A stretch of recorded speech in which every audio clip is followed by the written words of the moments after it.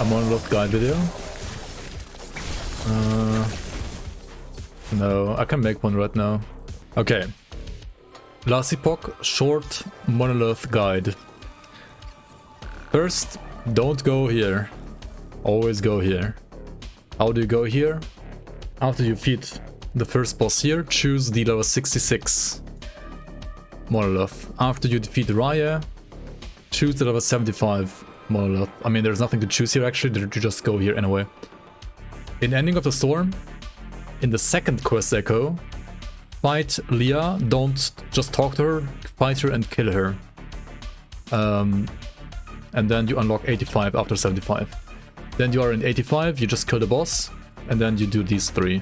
I would do Last Ruin last. Okay, and here's why you go right and not left, and here's why you do Last Ruin last. So, you always start here, you have to. This one can give you XP. If you get XP as a like blessing, take XP. The Black Sun gives you combat stats as well, like dodge rating or I don't know, like resistances, stuff like that, or like chance to ignite, for example, for the spell and so on. It's just like combat stats. This one over here gives you like magic find, magic find, magic find. These three are all magic find. These are combat stats. Ending of the Storm, for example, gives you lightning res. Right? You have combat stats here, you have magic find here. This one can give you like necrotic res or like all res or flippin' crit avoidance, right? Also, another reason is you always have to go to Reign of Dragons, right? This one connects to Reign of Dragons, and then Reign of Dragons connects to these three.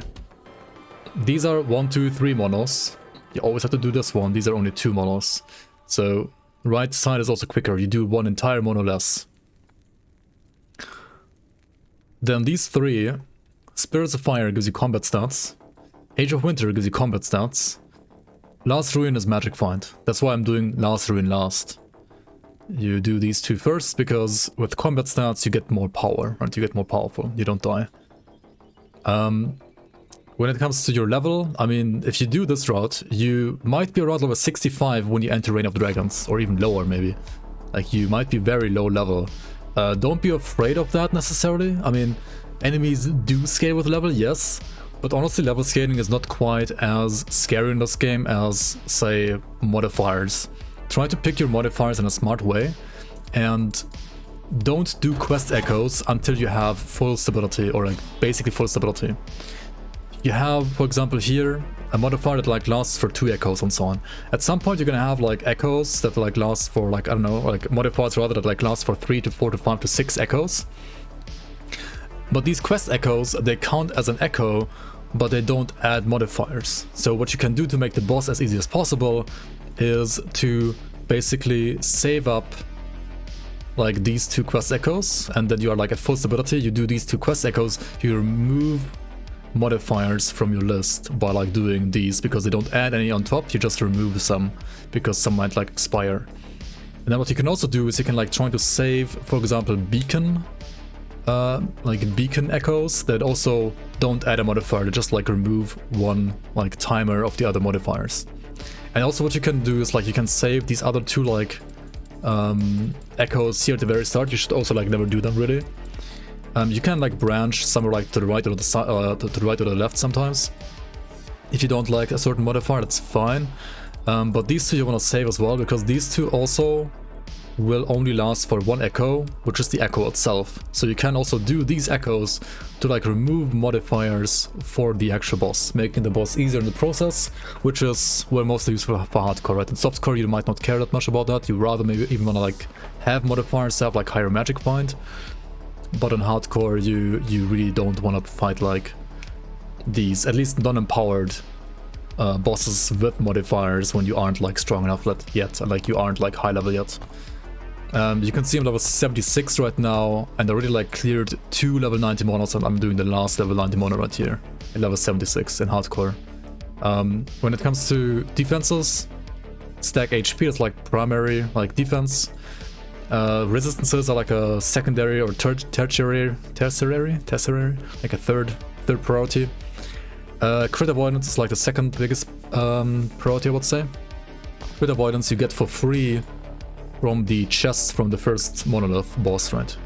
You just use that chest. You can use the chest all the way to empowered, honestly, like it's totally fine to do that. I just got like lucky with like exalted boots that have like 50% crit avoid, so I'm not using that chest anymore. I'm instead like using one that has just like a shit ton of HP, like 18 vitality is like 180 flat HP. But usually you probably will be using the crit avoid chest to fix your crit avoid, and then you don't have to care about it at all. Then you can just like try to get HP on gear, like hybrid health for example on the belt, on the boots, on the gloves are really good. Get resistances like on rings. I'm getting like for example resistances on idols as well, or like health and vitality on idols. This is really good on hardcore as well. This is some random like tanky unique that I mean it's kind of whatever. Resistances on amulet are insane if you get like a good bone amulet. You want like damage on your weapons, of course, and you want like damage on skills. Like in skills, where are skills? Hello, skills? Am I blind? What the fuck?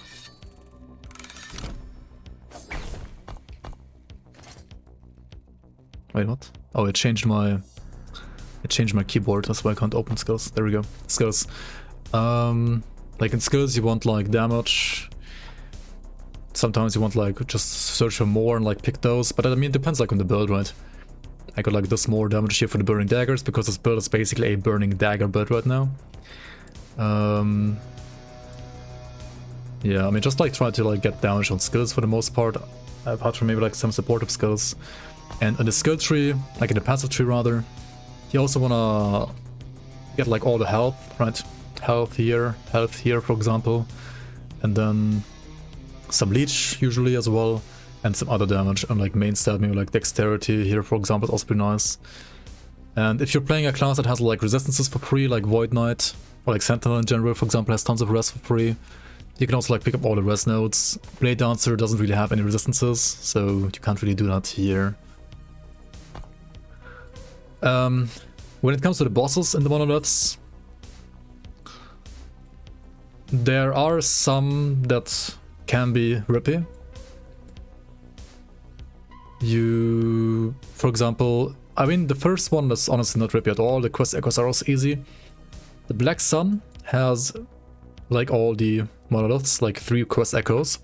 And the first 2 quest echoes, the final boss of those echoes, are like the final like mini boss basically, they both have like this like void beam that charges like an AoE attack. Don't stand inside the AoE attack, like it will just one-shot you, or like there's a very high chance it will one-shot you. So dodge that, like dodge both of them. And then Raya is a cool fight, but also can hurt a lot, so like try to dodge as much as possible against Raya. But other than that, Raya should be fine. Lagon, the quest echoes are I think easy. Lagon himself, I mean, he's very slow and just very slow. He has tons of HP as well. But don't get hit by the attacks, they hurt, but you can dodge them very easily. So as long as you don't get hit, Lagon should be very easy as well. Emperor of Corpses, the dragon here. He has like, yeah, his explosion, don't get hit by that. It can also just one-shot you. So like stand outside of the circle. If you're playing online, like stay like properly outside the circle as well. Like the hitbox might not be accurate. Sometimes like stay like an extra meter outside, you know, ideally. Don't stand inside the like blood pools he like starts to spawn over time as well. Those can also like hurt a lot. And don't stand inside his like necrotic breath. And other than that, he's not that hard either. Heorot is for the most part I think kinda easy. He has like one attack where he like jumps backwards, or jumps away. And when he has his blizzard around him, that attack is very scary because his blizzard does like so much damage. So you kind of want to like save your movement ability for that moment when he like, you know, jumps away from you.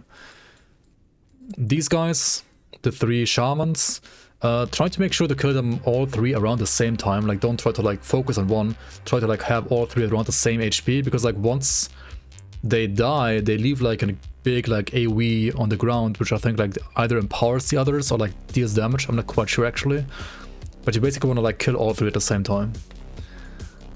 Elder Grasper, whatever it's called, Elder Grasper, the boss here, he's pretty hard. I think he has like tons of interesting abilities, but in the end it's mostly like either face tank some, dodge others, like dodge the spin attack where he has like different beams and so on, like don't get hit by those, I guess. And then you should be fine as long as you have like high enough HP, higher armor than me, or like higher dodge than me.